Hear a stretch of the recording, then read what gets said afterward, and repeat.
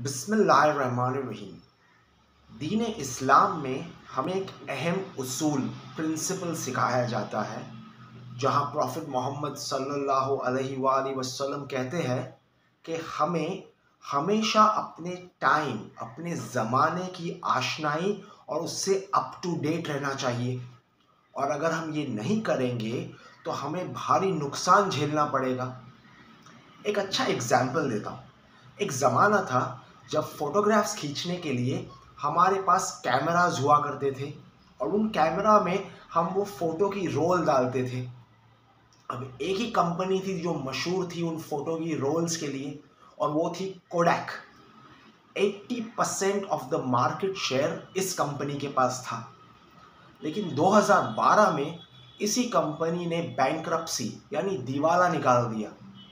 Reason क्या दिया कि उन्होंने कहा कि उनका जो बड़ा बिजनेस इन कैमरा रोल से था और यही चौपट हो गया, और इसका कारण था डिजिटल कैमरास। अब ये जो डिजिटल कैमरास थे ये खुद कोडैक ने ही इन्वेंट किए थे, लेकिन इन्होंने अपने ज़माने के ट्रेंड से खुद को अप टू डेट नहीं रखा। तो ऐसी चीज़ जो उन्होंने ही इजाद की, वही चीज़ कारण बन गई उनके डाउनफॉल का। तो ये बड़ा यूनिवर्सल प्रिंसिपल है कि अपने लाइफ के हर डोमेन में अवेयरनेस रखो, जेन्युइन अवेयरनेस। ये अप्लाई होता है हमारी पॉलिटिकल अवेयरनेस में भी, कि हमें आज के ज़माने में हमारी जो पॉलिटिकल एनवायरनमेंट है उसके बारे में अवेयरनेस रखना ज़रूरी है। और अगर ये आप करना चाहते हो तो एक जेन्युइन और पावरफुल सोर्स है ये किताब। ये किताब का नाम है द साइलेंट कूप। इसे लिखी है एक बेहतरीन जर्नलिस्ट जिनका नाम है जोशी जोसेफ। क्या है ये किताब? जोशी इसके इंट्रोडक्शन में लिखते हैं कि हमने देखा है कि दुनिया में जहाँ जहाँ डेमोक्रेसी यानी फ्रीडम, जो लोगों का जो फ्रीडम है, उसे जब सबवर्ट किया गया है, छीन लिया गया है, तो वहाँ मिलिट्री का इस्तेमाल, जिसे हम मिलिट्री कूप कहते हैं। हमारे नेबरिंग पाकिस्तान ये एक बेहतरीन एग्जाम्पल है। 47 के बाद पाकिस्तान में कई बार वहाँ की जो मिलिट्री थी उन्होंने जबरन हुकूमत को अपने अंडर ले लिया, और जो सारी डेमोक्रेसी थी वो उस मिलिट्री राज के अंडर आ गई। फिर जोशी लिखते हैं कि जो हमारे इंडिया के पॉलिटिशियंस थे वो बड़े स्मार्ट थे। उन्होंने मिलिट्री को अपने साइड पे रखा, उन्हें चेक्स एंड बैलेंसेस में रखा, और मिलिट्री को छोड़ के बाकी जो टोटल सिक्योरिटी अपैरेटस था, यानी आपकी जो स्टेट पुलिस हो गई, जो डीआरआई, ऐसी जितनी ग्रुप्स हो गए, उनको लेके इन फ्यू एलीट पॉलिटिशियंस ने इनको लेके जो पूरी डेमोक्रेसी है इसको अपनी पावर, अपनी ताकत के अंदर सबवर्ट कर दिया। और ये किताब इसी डेंजर के बारे में बात करती है।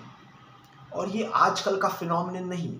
जोशी कहते हैं कि ये शुरू तो हो गया था, फॉर एग्जाम्पल 1975 और 77 में जो इमरजेंसी रूल लाया गया था तब से। लेकिन आज जो हम देख रहे हैं वो उस वक्त ये जहरीला सीड डाला गया था, और आज वो जहरीला सीड एक बड़ा पेड़ बन गया है जिसमें से कई सैकड़ों जहरीले फ्रूट्स निकल रहे हैं। और वो आज स्पेशली पिछले 10 सालों में, जब से ये जो बीजेपी की गवर्नमेंट आई है, आपने इस चीज़ को देखा है। और इस किताब में इसी चीज़ को उन्होंने कई प्रूफ से डॉक्यूमेंट किया है। इसीलिए तो ये किताब में सिर्फ जो आखिरी के 30 पेज है, 30 पेजेस है, जो full of references and notes है, कि हर जो ये बात कह रहे हैं ये अपनी मन की बात नहीं कह रहे हैं, ये लॉजिकल और अकल की बातें कह रहे हैं। इसी किताब की शुरुआत में, बल्कि किताब का जो फर्स्ट हाफ है, इसमें जोशी एक वाहिद नाम के शख्स की स्टोरी बयान करते हैं। बहुत दर्दनाक कहानी है, 2 रीज़न से। सबसे पहले तो खुद ये स्टोरी बहुत दर्दनाक है, एंड सेकेंडली वाहिद ऐसा इंसान है जो हम जैसा इंसान है। अबाउट 20 ईयर्स ओल्ड था वाहिद, अराउंड 2000, अर्ली 2000s में। पॉवर्टी, गरीबी से आ रहा था। अपने आप को इसने पढ़ाया, न्यूली टीचर का जॉब मिला। सडनली 2001 में पुलिस आती है और इसे ले जाती है और इसे इसके ऊपर टेररिस्ट का टैग लगा देती। अब यहाँ पे सबसे पहले किस तरह ये टैग इस तक पहुंचा, तो यहाँ पे जोशी कहते हैं कि इंडियन जो ये हमारी जो पुलिस है, इनके पास जेन्युइन इंटेलिजेंस नहीं है। तो इनको इंटेलिजेंस कहाँ से मिलती है, ये जो लोकल खबरी होते हैं इनसे। इसलिए जोशी कहते हैं कि अगर रिसेशन प्रूफ तुमको एक जॉब चाहिए जो तुमको हर दिन अच्छी पेमेंट देगा, तो तुम खबरी बन जाओ। डज नॉट मैटर तुम्हारी खबर में कोई वेट है या सच्चाई, तुम्हें सिर्फ खबरी बनना है। और यही हुआ। वाहिद जिस मस्जिद में जाता था, उस मस्जिद का जो हेड होगा वो पुलिस का खबरी था। अब उसको वाहिद से पर्सनल ग्रज था। अब वो पर्सनल ग्रज निकालने के लिए उसने पुलिस को ये टिप दे दी कि वाहिद जो सिम्मी है, सिम्मी जो एक मुस्लिम ऑर्गेनाइजेशन था जिसको उसी साल गवर्नमेंट ने बैन कर दिया था, उसका मेंबर है। अब इसी टिप के बेसिस पे पुलिस ने उसको उठा लिया और वहां से शुरू होती है वाहिद की ये दास्तान। अब जोशी जोसेफ सर की एक बेहतरीन स्टाइल ये है कि उनकी राइटिंग स्टाइल बहुत बेहतरीन, एक नॉवेल की तरह लिखते हैं, यानी ये किताब मूवी बन सकती है। तो जैसे ही वो वाहिद की स्टोरी शुरू करते हैं, पैरेलल हमें ले जाते हैं 2002 के गुजरात में, जहाँ पे नरेंद्र मोदी नए नए सीएम बने थे।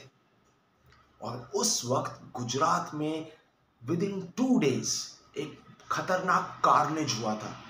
ऐसा कार्नेज कि अगर आप लास्ट 25 years की हिस्ट्री ले लीजिए पूरे इंसानियत की, तो with in the last 25 years ऐसा जुल्म आपको कहाँ नहीं दिखेगा, जहाँ with in 2 to 3 days about official figures 1000, unofficial figures 2000 लोग को ब्रूटली मर्डर, ओपनली रेप, छोटे बच्चों को चॉप किया गया, उनके हेड्स आदमियों के मर्डर किए गए।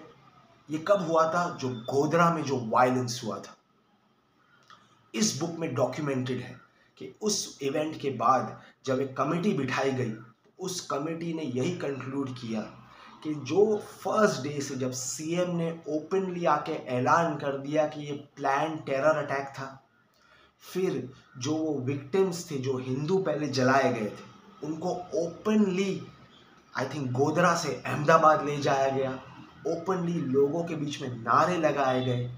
इस और फाइनली जो स्टेट पुलिस था, जो हमने कहा था कूप का मायना क्या है कि पुलिस को अपने पर्सनल इंटरेस्ट के लिए यूज़ करना, तो स्टेट पुलिस को अपने पर्सनल इंटरेस्ट के लिए यूज़ किया गया एंड ओपनली ये कार्नेज किया गया। पैरेलल वाहिद की स्टोरी के साथ ये स्टोरी मेंशन होती है। आखिर में वाहिद की स्टोरी एंड कैसी होती है? 2006 में ट्रेन ब्लास्ट होते हैं, again police without any proof उसे उठा ले जाती है। अबाउट 10 years विदाउट प्रूफ वो जेल में गुजारता है एंड आप सिर्फ वो 3rd degree टॉर्चर पढ़िए, सिर्फ पढ़ के आपके अंदर का आदमी मर जाएगा। आफ्टर 10 years अबाउट 2015 में फाइनली वाहिद यानी वन, राइट, वो अकेला था जो पूरे वो केस से बच के निकल जाता है। अच्छा, ये सारे दर्द में कोई सिल्वर लाइनिंग है तो है, और ये मैसेज है सारे जालिमों के लिए कि आप जब भी जुल्म करते हैं ना, तो वो स्प्रिंग की तरह है, आप जितना दबाओगे सामने वाला उतना उछल के बड़ा बन के निकलेगा। एंड वाहिद यही हुआ। हमें ये लगता है कि इतने जुल्म के बाद ऐसा इंसान जब बच के निकलेगा तो बैगेज बांध के गांव भाग जाएगा। वाहिद ने ये नहीं किया। वाहिद एक एक्टिविस्ट बन गए।